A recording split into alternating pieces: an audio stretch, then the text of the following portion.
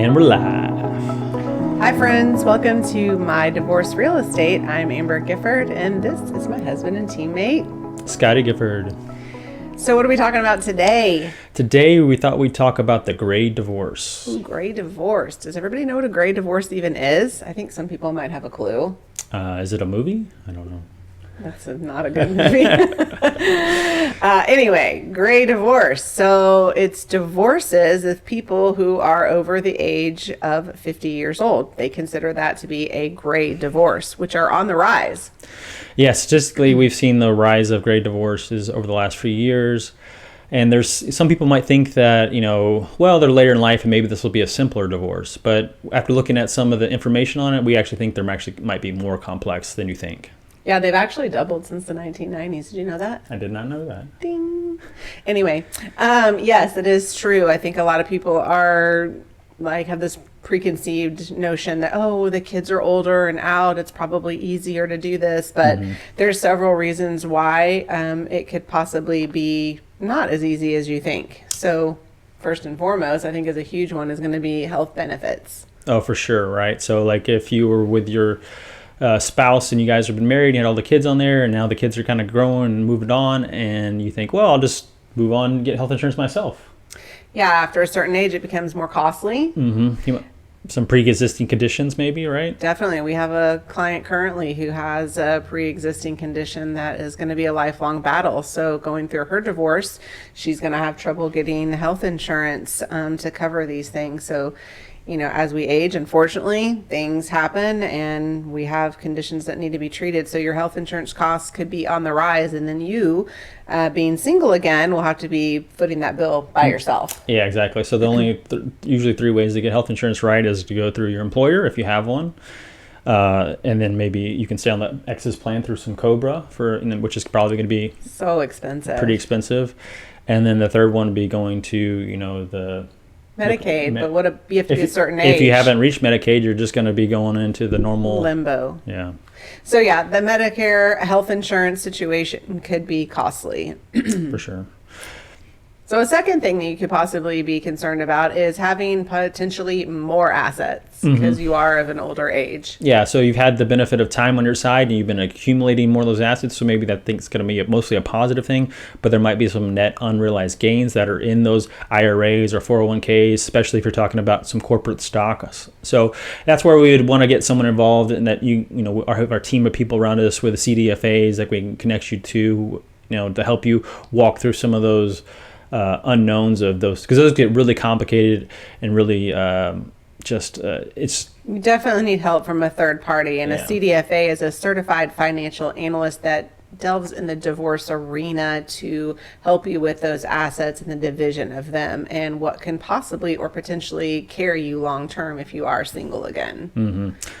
So and then along those same lines, maybe there's we talking about the Social Security. Yeah, that's another big one too. Yeah, so if you haven't reached that 62 and a half, to be able to reach, drawing down retirement or Social Security accounts, maybe you're going to have to rely on going back to work or pulling some of those funds from those IRAs or 401ks, which can, once again, talk about those taxes that you're going to have to pay if you do pull those out, right? Usually there's a 10% penalty if we're touching retirement accounts on top of the income tax that you're in depending on your tax bracket. So definitely some tax implications. We talked about some of those in our previous video about tax implications of divorce. So that's going to be one of those you want to look into. But Social Security is who's claiming it and when? Yeah. Have you been married those 10 years?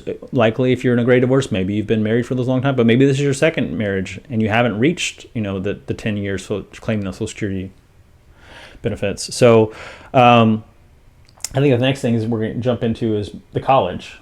Well, I was going to say more about, aside from college, you're talking more about if one of them has been a stay-at-home parent, because that leads into debts, which could lead into college. Yeah.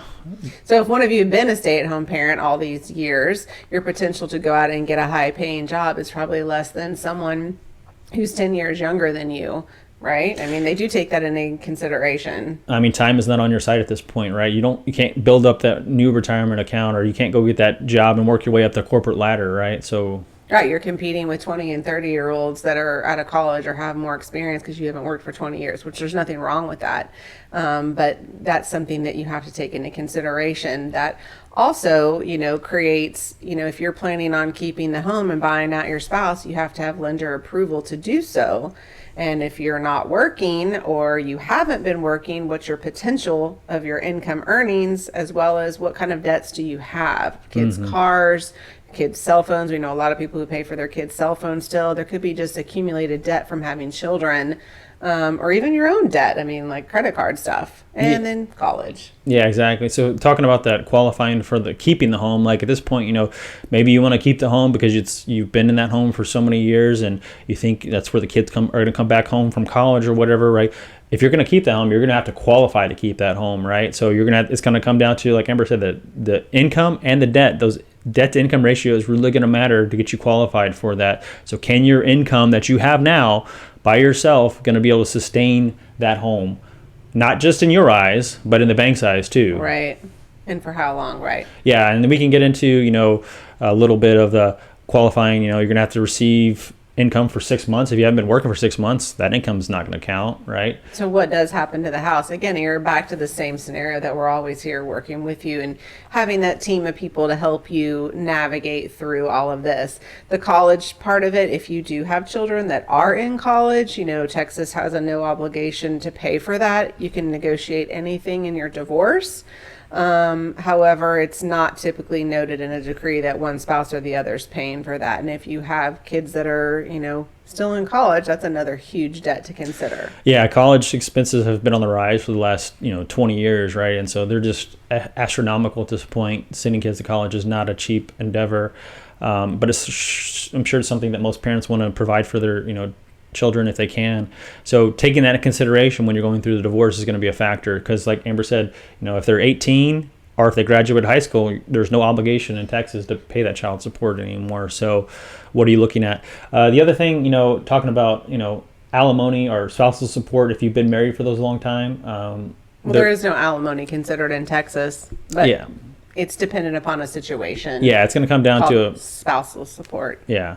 So that spousal support is going to, come down to a situation, and it's going to be, have to be proved that the other spouse can't be working, and there's no extenuating circumstances essentially. Yeah, don't bank on that one for sure. But gray divorces overall, you might think that they would be less invasive, but not necessarily true. And we just told you several reasons why.